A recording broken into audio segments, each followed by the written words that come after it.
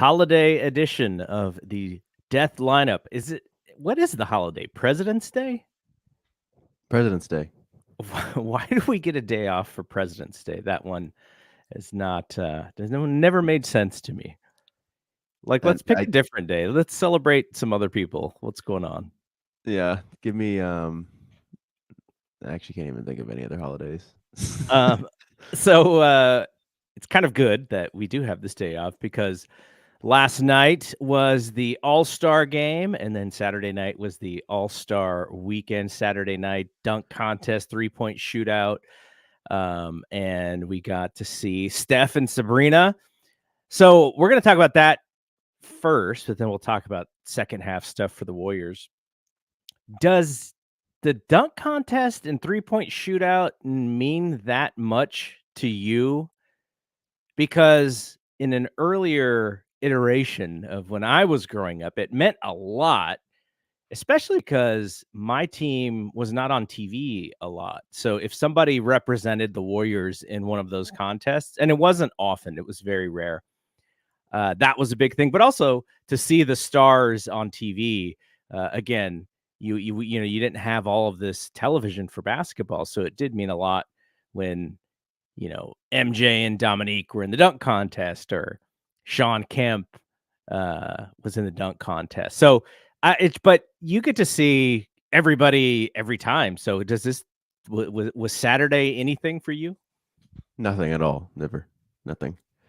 So And did you even watch? I did watch. I watched Steph and Sabrina, in my opinion, was the most entertaining. I thought that was a really good. They always come up with that one event that they try to put between the 3-point contest and the dunk contest.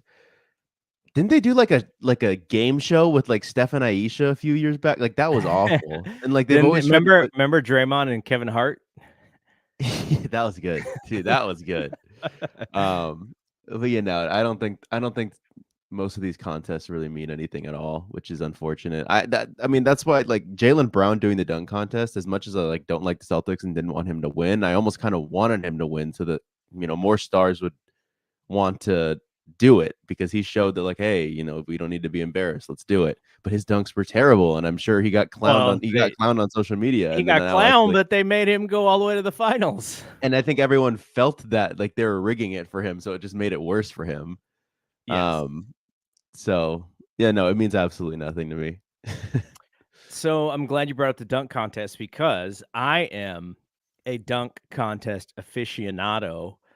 I remember when they brought it back in '84, it was Dr. J and Larry Nance, and they made it a big event. I had a videotape of that. My next door neighbor actually had it, and I would just borrow it constantly just so I could watch it, because we didn't see anything like that. And the NBA itself, it wasn't that much above the rim like it is today. Like, there are dunks in the NBA today that would have won the dunk contest in the 90s, but we didn't get to see a lot of that. So that was my event. And I put up a piece on bspnmedia.com that I first wrote in 2013, and I just kept updating it. And it was the top 15 slam dunk contest competitors of all time. And then during the pandemic, I just stopped updating it. So I went back and I watched the last 3 dunk contests. And Mac McClung was really, really good last year. He, those dunks, he's one of the best guys to ever do it. So bringing it back, I was really excited. He didn't have the same flavor or excitement on him. And then you had Sleepy Jalen, who was doing dunks that Dominique Wilkins was doing in 1989. And so the contest wasn't fantastic. I was just hoping that, like you said, Jaylen Brown being an actual all-star doing the contest would kind of bring it back a little bit to the forefront. But it was really the Steph and Sabrina show, to me, that was the main event of that entire night. I think Kenny Smith kind of ruined it, though. He ruined it so badly. I was just shocked that he thought, he was like, "Oh yeah, I'm cooking. I'm just gonna keep going right now." And no one pinched him. Why did no one pinch him and just dude, stop? Like, Reggie tried to course correct him a few times. It didn't work. Like, I don't like to say whether someone was inebriated on the air or not. He that's what I probably heard. wasn't, but that's kind of like where I was like, "Is this guy drinking? Like, what's going on?" Now, Kenny's personality in the dunk contest is very similar, right? He himself was part of the dunk contest. He was also a pretty good three-point shooter, but he cannot be the conscience of the fans when you are promoting an event like that. Like Kenny Smith is an old school basketball player. I mean, we heard what Chuck said on Sunday, like Chuck without a filter, going wild. It's the same thing. Like I wish Candace Parker was there because she would have put him in his place while Yeah. he was saying, he basically said he was kind of doing this bit where originally, of course, he's rooting for Steph, but then he made up this cockamamie reason to think that Sabrina was going to win. And so she does that first round and she's doing really well. And he's like, oh, Steph's nervous. Steph's nervous. And then she ended, I think it was the rack on the right wing where she missed a bunch and then she closed pretty strongly. And then when Steph got into it, then Kenny became the front runner again and was cheering on Steph. It was like, Sabrina should have shot from the women's line. And the fact that she didn't shoot from the women's line made that event so much better because you really saw her skill set as one of the best shooters. Like this is not man or woman kind of thing. If she was in the 3-point shootout, she would have scored, and she had more pressure than those dudes, right? At the same time, because like we said, this was like kind of the main event. And like, yeah, he kind of ruined what was a really good moment. And I go back to why is Candace not on even for this event? You have Sabrina against Steph, and then you have Reggie and Kenny Smith doing the most of the commentary. It's like, come on, where was Candace? Why wasn't Candace on that event? She would have straightened up Kenny and not allowed him to speak. And I hope he apologizes or maybe even privately apologizes to Yeah. Sabrina because it It's wasn't just great. Wasn't it just great. can't be like it can't be the first thing you think to say is that, oh, she should have either been shooting from the women's line or, if they wanted it to be completely fair, she should have been shooting with the men's ball. Like that was like the first thing he could think of after Sabrina tied Dame's winning score, would have beaten four of the guys in the first round. But the first thing he says is trying to discredit her, which just shows like the systematic misogyny that's just we have in our world, and it's just so sad. Like that's the first thing you think of after she did one of the coolest things I've seen, And if you and he just ask has to bring him, her down. he's probably saying, no, no, no. I was joking and I was trying to create, I was trying to, it's like, you don't even have to say anything. Like we're watching in the moment Yeah, how the shots are. And the fact that she pushed that number out so much, Steph really had to go she did for it in the end. 26, Yeah. 26. Like he had a number in his round that nobody in the 3-point shootout even got to. And the reason why he's got to get to that number is because Sabrina pushed him out that Yeah, far and she did so well. So, yeah, that was a little bit of a black eye, I thought, on the event because the dunk contest, Mac was still good. He wasn't as great as he was last year. And Jalen was almost, I don't know. There was some silly stuff that he did, though. There was some cool stuff because he wore that Clark jersey, but ultimately, like he can't dunk with Mac.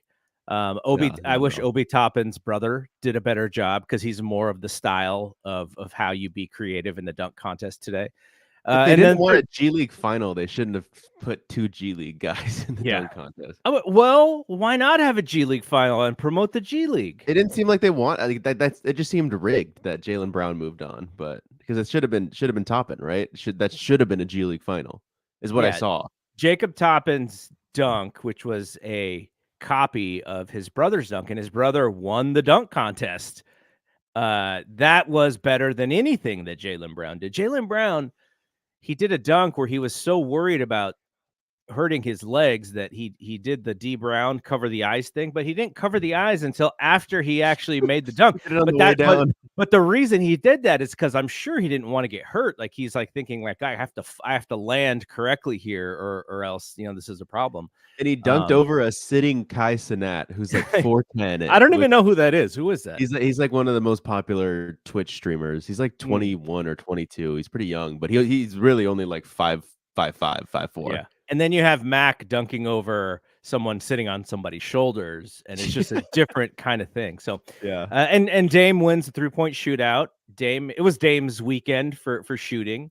But then we get to Sunday, and the NBA has been trying to fix the All-Star game for years and years and years. And really what it is it's just a lack of effort. Like these guys don't want to compete in a game that they know doesn't really mean anything. But what they're really missing is the big picture. And I think some of this has probably come out of the player empowerment era in that, why do we have to go out and play hard in this game that doesn't mean anything? Like it doesn't help our season. If we get hurt, we're going to get blamed. Like, because that was really interesting. I don't know if you saw Shaq. He was talking to Dame and he was saying, you got a new coach. You guys are they really 3-7 since Doc came in? Was that the record? I wouldn't be surprised. I think that was the record that he says. And he said he told Dame, he said 3 people are going to get blamed for this season. It's going to be Doc, you, and Giannis, and nobody else. So you guys actually have to handle business because this is by switching out the coach, you're basically eliminating one of the scapegoats. And so it's on y'all's shoulders, or else you guys are going to take all of the heat. And I think Shaq that's had really this conversation with Dame during the All-Star game. it was I think it was before the All-Star game actually. Oh. And I thought it was really interesting because that is what the players are probably most afraid of, right? It is, and we'll talk about this more with this fake LeBron trade to the Warriors discussion, but the idea that the players, there's only 12 of them, and you got 3 superstars, you're paying them so much money, and thus on the court, if you don't actually win games, it should be the player's fault. Like, you're going to get scapegoats all over the place because everyone's looking for PR. But in this sense, you have the All-Star game, and nobody wants to get hurt because they know if their season gets tainted in any way, they're going to catch the heat. So you have this very uncompetitive All-Star game. Though, to be fair, I watched a Warriors Utah game that looked a lot like this game earlier in the season, just because of the lack of defensive intensity. It was probably the worst All-Star game from a competitive standpoint by far. They've tried the Elam ending. They've tried picking teams. We remember it was Jokic, right? It was Jokic and Markkanen who were going to be the last 2 picks, and Jokic didn't even wait for the picks to happen. He jumped out just so he wouldn't be last, and Markkanen's just sitting there with nervousness and shame on his face for being the last pick. I don't know what the answer is because they have tried to do stuff. I think the leadership, like the one thing I'll say is Steph wasn't playing playoff defense in any way, but he was trying to kind of get things going. Very few others were. It was Karl Towns going for 50, and you're just like, dude, like this is your thing now as you go for high points when your team's losing. But he was having fun. Like he was getting buckets. He was entertaining. Yeah. I was clowning on Cat because I was like, are you really about to watch Karl Anthony Towns like shoot the most shots on an All-Star game? And that by the end of it, I was like, I wish he shot more because he was the one who was like kind of entertaining with his dunks, his like running dunks, and then pulling out from deep. And I wish I wish if they're gonna make it low effort, I wish the coach and maybe whoever's feeding them information was like, hey, let's do these specific lineups that at least would get the crowds into it. Like why we didn't see Steph, Braun, and KD on the court at the same time. We could have saw like Steph, LeBron, Kevin, Kawhi and AD as like a preview to Team USA, just to throw it out there, and the announcers and commentary would say something like, "Oh, this is going to be the USA lineup," and that would get people into it again. But They tried in the first quarter. The announcing tried to say one team is really young and this other team is really big, and how do you take advantage of that? But I didn't buy it because I was like, well, the young team, they have all guards. They're just going to pull up from 3, and if they make them, they're going to win this game, and if they miss them, then the big team is going to win. Like that was the whole that was I could just see it because I've been watching this All-Star game forever. Now what used to happen is you would have like a sleepy all-star game for 3 quarters, though in the not fourth quarter, this everyone's sleepy. This is the sleepiest one probably ever. And then no, the you fourth, didn't rewatch last year's. Last year's was the worst I've ever seen in my life, and then this year's probably the second worst I've oh, ever was seen it in my. last year was Anthony Davis going off? No, Tatum. Oh, Tatum. And then Steph the year before, at least, he was He's just entertaining because when he pulls up from so far, the crowd gets into it. But when Tatum's taking middies and like like easy 3-pointers, no one's really interested. yeah, so one of the sleepiest. And then the game was not even close in the fourth. And what's funny? They got down. They brought it within 12. So much so that Draymond was so surprised that the score was that close. And then what happened? It became the cat show. Once it became the cat show, it went back to up by 20. So, yeah, I don't know what the answer is though. There's a lot of the media is very down on it, and decidedly so. You got to tell the truth. Even some of the fans are like, you got to end this thing. And I'm like, how do you end it? It's like other than the finals, it's the biggest ratings that they're going to draw all year long. Really, that And thing draws ratings like it does yeah, really well. Saturday night and Sunday, Sunday will, maybe the conference finals may do a little bit bigger of a number, but other than the NBA finals, not even like a random Warriors Lakers game. nope. Wow, It's like double random Warriors Lakers game. I think there may be some games late in the year if you get like a Saturday night on ABC where it's like a really good matchup. They may be able to get close, but yeah. So it's a ratings juggernaut. We get the game next year in San Francisco.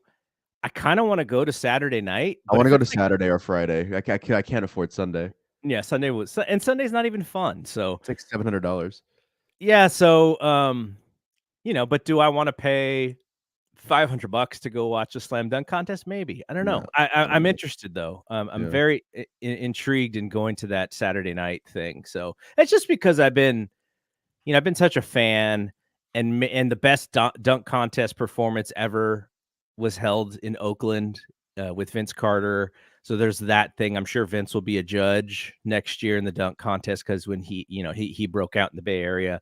So I think it'll be fun. But yeah, I'm not interested in Sunday because Sunday you get the sleepy All-Star game.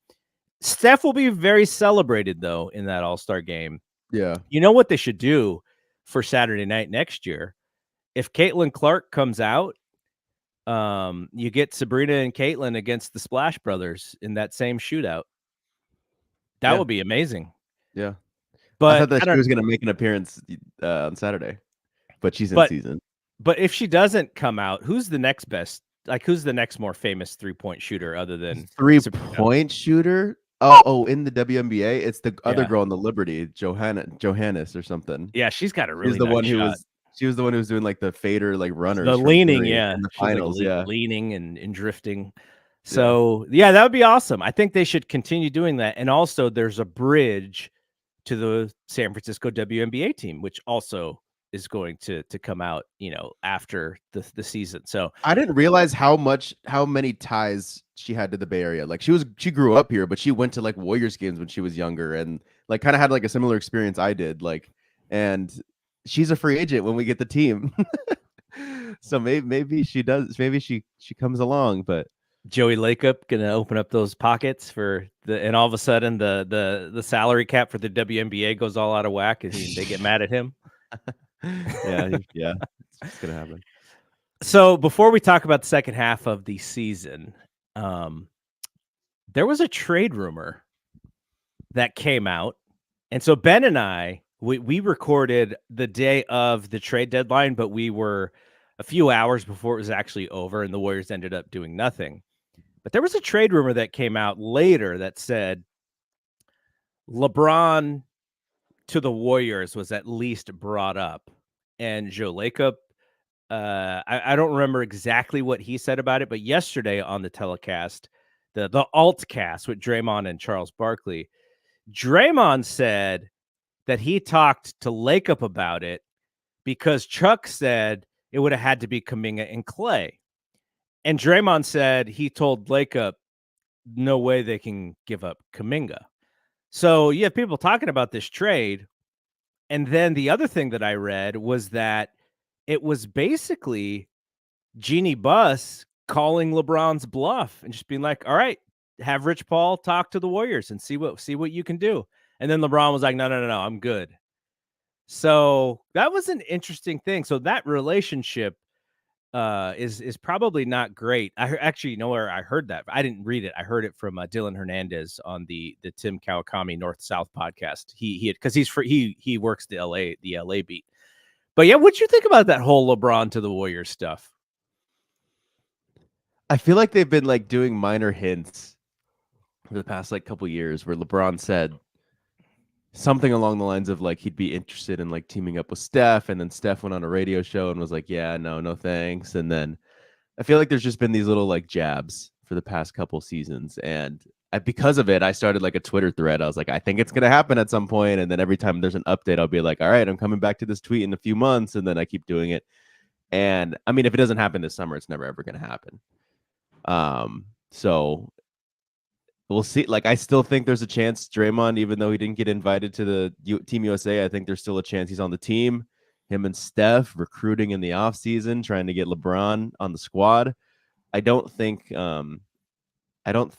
a 0% chance, but I'm not too optimistic about it. Like you said, I think you've said multiple times, he loves LA. His family's there. Zero reason to leave except for if his kid gets drafted by someone else. But wouldn't be surprised if the Lakers end up drafting him somehow, even with no picks. They'll find a way. But here's what I find the most interesting thing. So LeBron has a player option for 50 some odd million that he's probably going to pick up because it creates more leverage for him, I think, after this season is over. Wait, he's not a unrestricted free agent after this. He has a player option. I think he has a player option. But what if he declines it because his kid gets drafted somewhere else? So he could decline it, but then you're talking about probably fitting into someone else's roster versus getting paid the same amount. So that will be his choice. I mean, he's made a lot of money, but he's also never been someone to take less, right? That's not been his.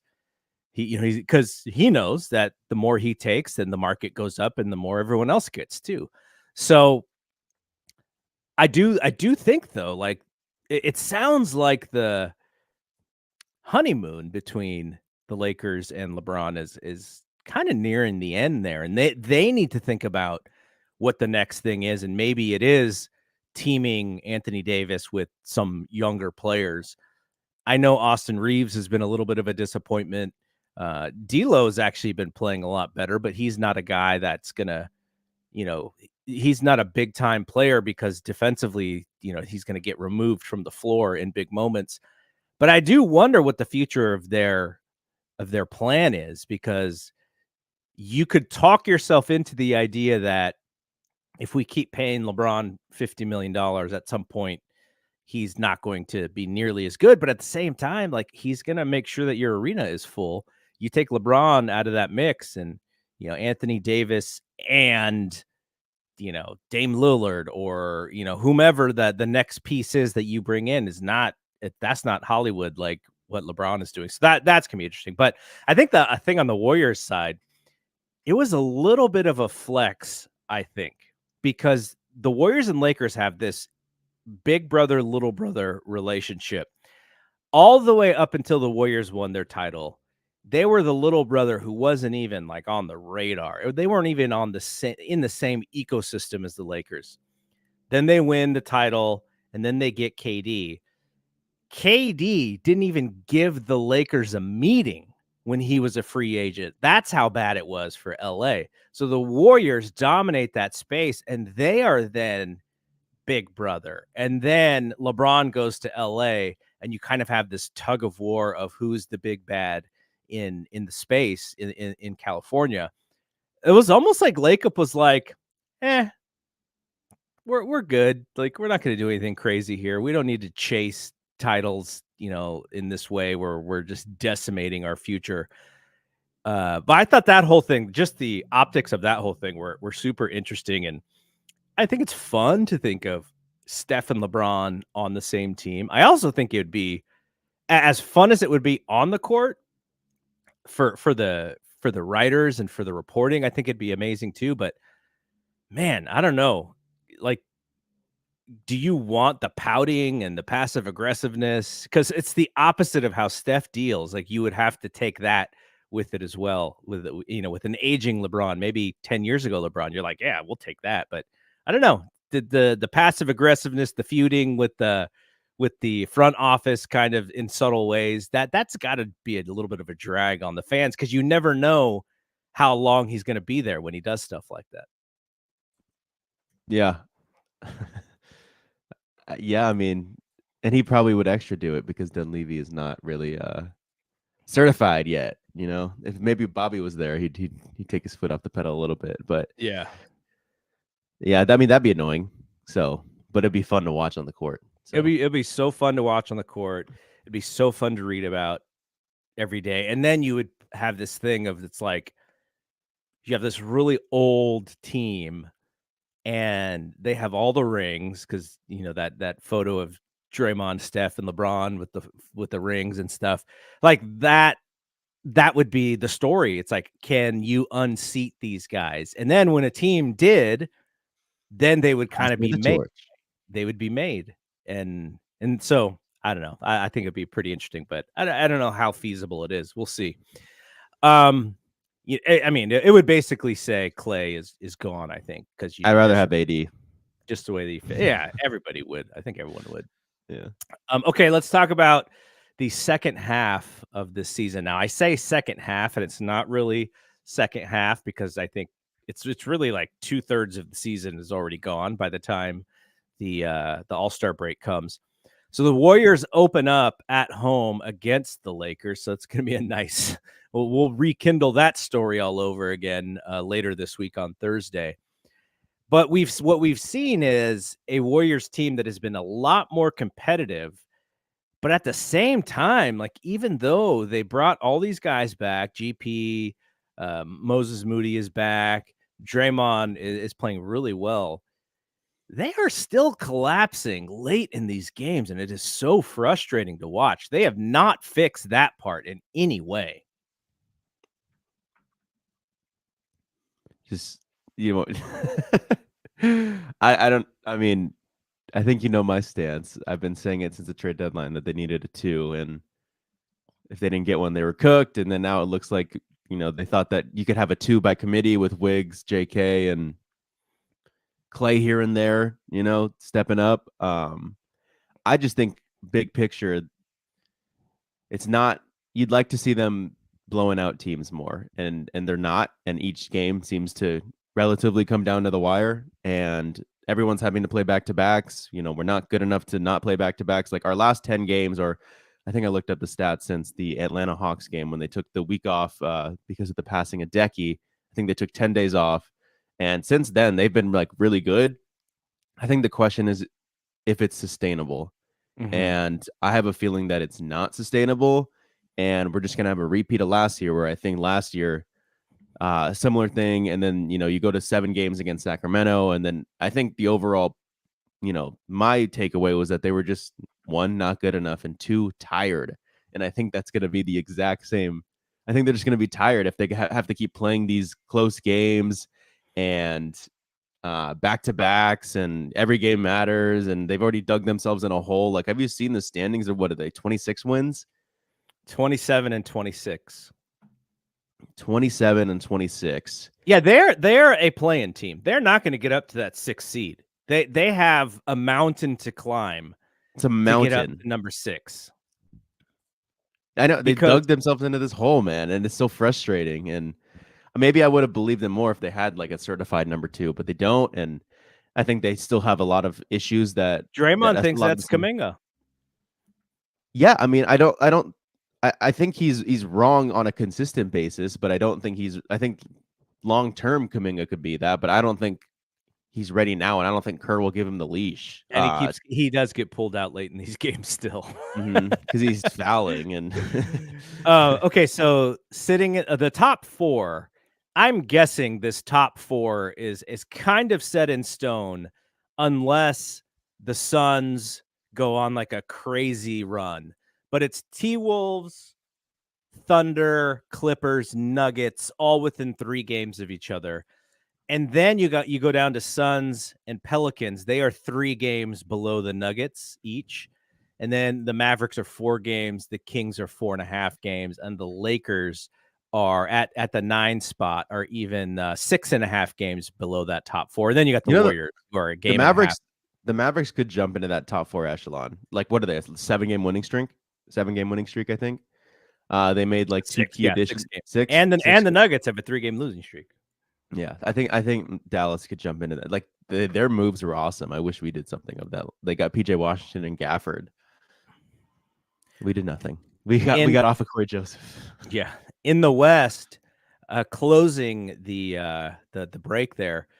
Every team in the top 10 in the West won games heading into the break except for the Nuggets. So they're like, I think all of those teams sort of realized as we were getting close to the break that, things need to be adjusted and they need to start playing a little bit better. And I think it's going to be a bit of a dogfight.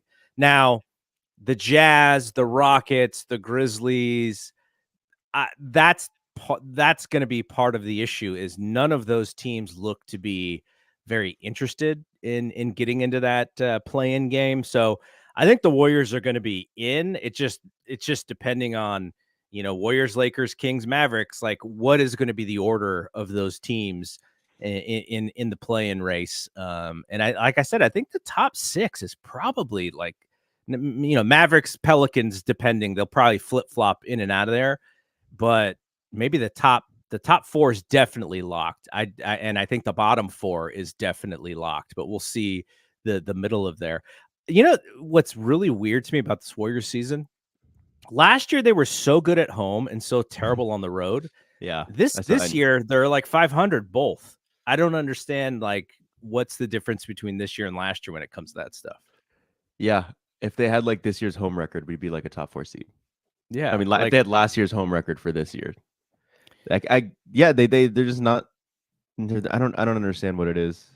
Like that Clippers game was just made it even more confusing to me. But I mean, they choked it away to You end knew the they half were and in the losing that third game. quarter. I didn't know that they were losing that game, but I knew that game was going to be tight in the end, just the way that they play.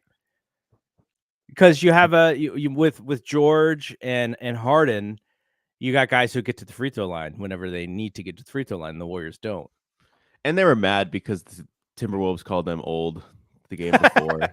They didn't even have Kawhi in that game, and they still came back. And Ty Lue got ejected. I think they had some fire. And Norman Powell turned into 2021 or 2022 Lonnie Walker in the fourth quarter. Yeah, but when you're shooting wide open corner threes, yeah, like that's his job, is to make those. There was nothing.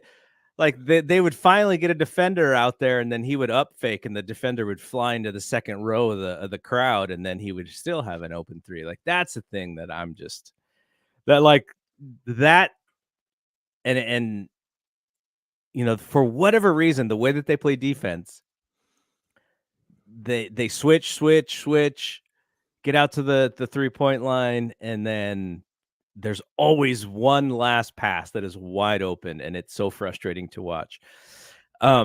What did you think about? Well, I guess we've had a nice little sample size of Draymond being back.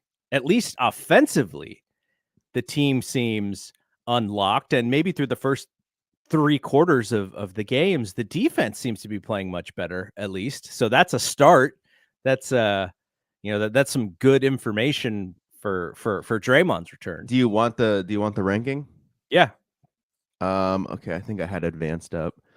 Okay, defensively, since the Atlanta game, which was on the 24th of January, the one that they won, they are second in offense at 122.3 offensive rating, Defensively, they are 11th, 113.3, and their net rating comes out to the 4th.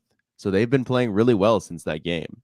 But yeah, I mean, Draymond coming back has changed absolutely everything. It's finally unlocked their best lineup, which we've talked about.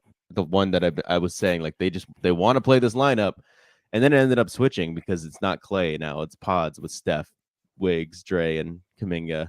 But yeah, Draymond coming back just finally made the Kuminga and Andrew Wiggins pairing work, and that's what they needed to, like, if they wanted to do anything this season.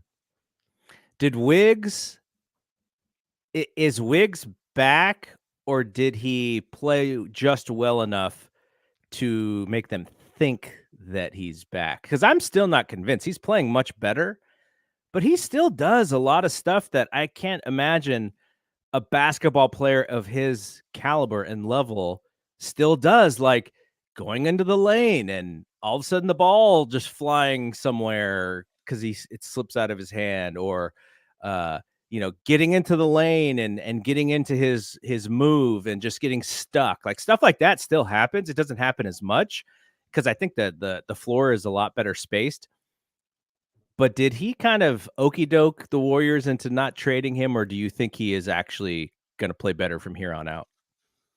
I think a little bit of both. I think he okey doked his way, but I think we're going to see the Wiggs that we talk about, multiple times a year since we've gotten him. Is that the Timberwolves fans told us that he disappears sometimes, months on end, and it's going to happen again. But I remember texting my friends during the Kings game. I think it was the game after the Hawks game that we're talking about. That was a really good basketball game, by the way. Really good basketball game. I think they were down 7-10 with like a few minutes left in the fourth, and I saw like a Slater tweet that they were going to try the lineup, or they were going to do the lineup. And so I texted my friends. I was like, look, this is the lineup they want to do. It's Steph, Clay, Wiggs, Kuminga, and Draymond. Like that's what they think is their best lineup. I think they're right. But if they win this game, they were down X amount, or they bring it like a lot closer and it ends up being like a 2-point game, I think that the Warriors are going to convince themselves that they have something, and they don't need to make a move at the deadline. And I remember texting like, I disagree. They still need to do something. They can't. It's just, this lineup is good, but it's just they're missing the certified number 2 and more things they needed to address. But yeah, I think we're in the same position. Do you think that they're gonna add anybody? Is there any buyout guys that are gonna be around that could help? I know they're keeping that 14th spot open. They don't even carry a 15th spot. I'm not even aware of like who could potentially be available, to be honest, and I can't imagine that a buyout guy is gonna flip their season and make their rotation. And I feel it. Yeah, like I think they say on plus minus, like they're weirdly like kind of deep, but it doesn't really. Maybe they're deep in like this, like who could be like the 8th man instead of like, we need guys who should be higher. I mean, can we like fully? Cause to me, I think Draymond coming back, it's a completely different team. Like I don't think using as much of like the earlier season data is like completely applicable here, because I think Draymond just wasn't playing, and they find when they weren't even really like trying this lineup because Kuminga hadn't ascended yet. Like I think this is a different team, and I was gonna say like maybe we can't completely judge them until we see how CP works out with these guys, but we have seen CP with Steph, and it's not the greatest, but sometimes it's kind of smart. But I almost think that they should just like keep guys away from each other, almost have like 2 teams in one team in terms of rotations. Like just stick Clay with CP, stick either Wiggs or JK rotating out with CP, and then you have your Steph guys and you have your CP guys. Trace with CP. But then what's the fourth quarter look like? No, you can't have CP in the crunch time in like the last couple of minutes. He has to be like turning it on if you want to have. Can you have pods in there? I'm wondering if what happens if like CP I think should probably decrease Pod's minutes, but maybe it increases Moses' minutes. I don't know, man. Moses was chucking. There was I think it was the last game actually before the break. No, it wasn't. It was the one before. So they played the Jazz, the Clippers. It ended Jazz, Clippers, Jazz. Yeah, it was. I think it maybe have been the Jazz game before the Clippers lost. but the Warriors were up, and Moses in the fourth quarter was chucking. He was like 0 for 8. Like he just couldn't hit anything. He couldn't no layups. So he's trying to, you know, be like, okay, this is lazy time, and I'm just gonna get some stuff up because I don't even get to play. I don't know if Moses is in the mix. Moses is still like a half of a second late on his decision making, which it kills the flow a lot. Like there's sometimes where I'm like, okay, Moses is wide open. He needs to step into this three and knock it down. And he steps into it, catches it, pauses, and by the time he's ready to shoot, the defense is there and he's got to kick it back out. I don't understand, why his decision making is like that. What about the Clay to the bench situation that happened? Pods got the start. Clay went into 6-man mode, and he played really well. And it looks like they're at least going to start the last part of the season with Clay coming off the bench. Smart. Do it. Make him pissed off and make him try and make him. I don't know. I think deep down he's probably upset and pissed off, but he might be more suitable for that kind of role. So that's probably his future, no matter what. Yeah. So I like it. I'm for it. I wish there was a better replacement for him in the starting lineup than Pods, just because Pods is undersized. But people could shoot over Pods very easily. Yeah, I mean that's where Moses is supposed to be. Yeah. But Moses is a 3 in this lineup. He's not even really a 2. He's not quick enough to be a 2. Yeah, but Clay's not a 2. Yeah, Clay's also not a 2. But because he can shoot so deep, offensively he could still be a 2. It's just defensively he's not really a 2 anymore. And so Moses can't shoot that deep. So he's like a 3 and a 3, or even sometimes a 3 and a 4. Stop it. Well, it's just because he's so long. He still will guard some guards though. Like he will still pick. Like he likes guarding the slower guards. Like even though he might get cooked by SGA, like that's who they've assigned to SGA when they were playing OKC. Just like slower long guys. arms. He should be so much of a better defender, and like he should be, slapping balls out that are passes that that come in. He should get some deflections more than he does, but he just also doesn't get to play that much. All right, so then. I guess the last, what are you looking for on how fraudulent this team may be, or can they turn it on? Like what is going to be your focus when you watch the games as to what you want to see? Probably just the blowing leads thing, and I think it's important when Steph is not playing well, who steps up to bat. And I think the past couple games that Steph hasn't played well, like what was against Philly, like he was awful, right? Yeah. And they still won, and people stepped up, and that was like my takeaway from that game. It's like, okay, cool win, but like they were able to win with Steph having 9 points like that. He's had some sneaky bad shooting games this year. And I think he had one recently too. Maybe no, it wasn't against Utah, but I thought there was another one lately, and they were still able to pull it out. I'm looking for that, and I'm looking for defensively. I still think that they run into the issue where they think they're like really good defensively and they switch on everything, and they shouldn't be switching on everything. Or from offense to defense, they're just picking up on a guy who's closest to them, even though that's like Pods like shouldn't be picking up on Miles Turner to start the possession. Like I do wonder, you think about defensive strategy. I think that's an off-season thing, right? Like they've been playing defense like this for a long time, and if they decided we can't switch on everything anymore, we don't have the athletes to do that. We don't, that there are too many. Like Draymond is constantly like playing defensive quarterback.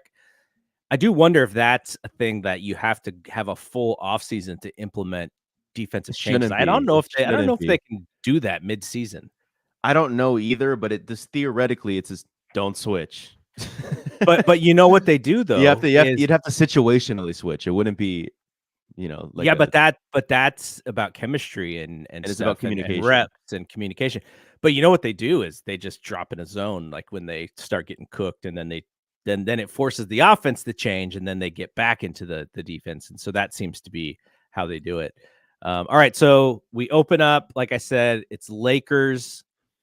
It's Lakers on Thursday, which is kind of a big game because the Lakers are right in front of them, and they've been playing well since LeBron's tweet. Then it's Hornets on Friday, so back-to-back to open up, but they're both at home, and then they get the Nuggets on Sunday, which is also at home. That to me, that's more of a test game. Like, the Lakers game is super important because that's who they are battling for positioning. So that's a very important game. The Hornets the Hornets are terrible. So the Warriors should be able to pull away in that game. The Nuggets game is more of like a litmus test to answer all of our questions about can they compete against really, really good teams? Because I don't consider the Lakers to be a really, really good team. The Lakers are so up and down. Like when the Lakers are playing well, I think they could actually get there, but they don't do it consistently enough. And Denver's having the championship hangover a little bit. And even in the championship hangover season, they're still really good. They're right in the mix. To me, that's like the litmus test. Can the Warriors at their best play against a team who is consistently playing well? So that to me, that's kind of the test there that we'll be watching. But those are some good. 2 out of those 3 games are awesome coming out of the break. So I think we'll have a lot to talk about. And you're going to be out of town again pretty soon. Potentially, it's not confirmed. Okay, so we'll have to figure it out. We do have Ben, who showed us how terrible the weather was in Indianapolis the other day because he was out there for I guess the Ringer had what did they have? They had a couple podcasts, right? Didn't they do a couple live I think shows? live shows, yeah. So Ben was out there. I don't think he stayed for the festivities though. But yeah, he was sending us photos of how snowy it was out there. And Draymond was killing Indiana, and then Chuck decided to say that San Francisco had a bunch of homeless crooks hanging out. Hilarious. That was hilarious. Yeah, I'm gonna try to be active at All-Star Weekend because why wouldn't I? I'm so close. Yeah.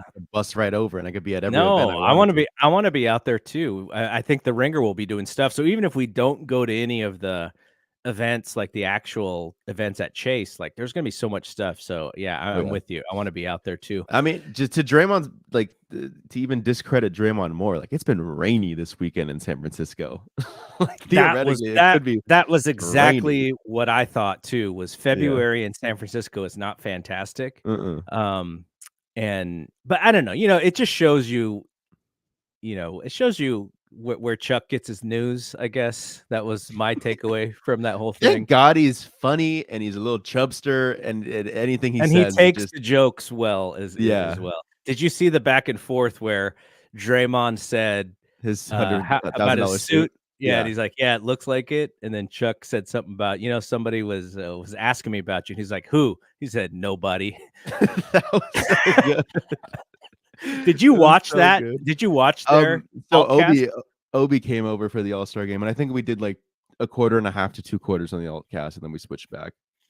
Yeah, honestly, I mean, that's just the broadcast themselves telling you that we know this game is BS, so we're gonna have a completely different broadcast that's just there for pure entertainment and jokes. Monday Night Football does the same thing, but it's more tiered to like the football diehards because you got. Does anyone watch that stuff? Yeah, they watch it. I never have. I never watch it either because I actually want to watch the game and I'm interested in the game. Me too. And they have, Dwayne "The Rock" Johnson comes on with his AirPods and his half a second delay in answering the question. I hate that stuff. So I was like, I don't want to pay attention to it. But yeah, for the All-Star game, you could do that. But I'm sure they're going to do similar stuff for the finals because you could actually ESPN